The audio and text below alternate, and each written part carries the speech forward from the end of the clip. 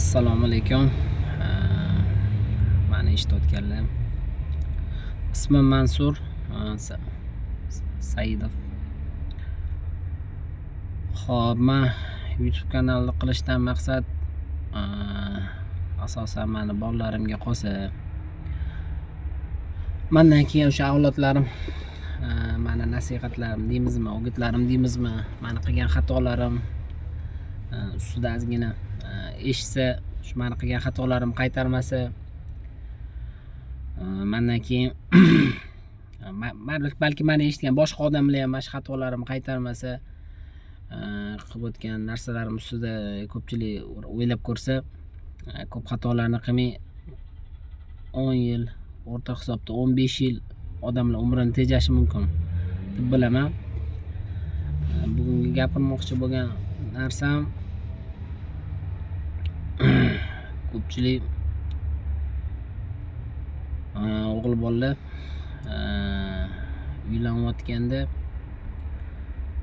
hali o'smirlik paytimizda mana o'zimiz ham ko'p anaqalarni orzu qilamizda, nima deydi,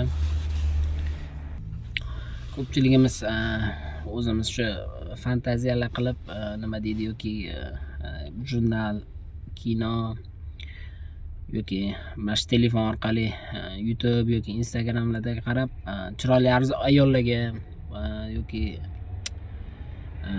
qanaqadir krutoy ayollarga yoki shunaqa ayollarni yoqtirib boshlaymiz-da. Endi ko'pincha televizor, jurnal yoki kinolarda shunaqa ayollar ko'proq rol o'ynaydi.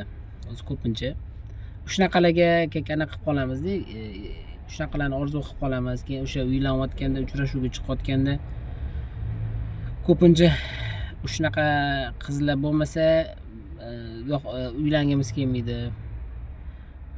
Keyin nima deydi, mana shunaqa idealimizdek ayolni qidirishni boshlaymiz. Men aytmoqchi bo'lgan narsam, erkak kishiga nisbatan ozgina ayol kishi sal eriga nisbatan ayol kishi sal xunukroq bo'lsa, yoki bo'lmasa bunday qaraganingizda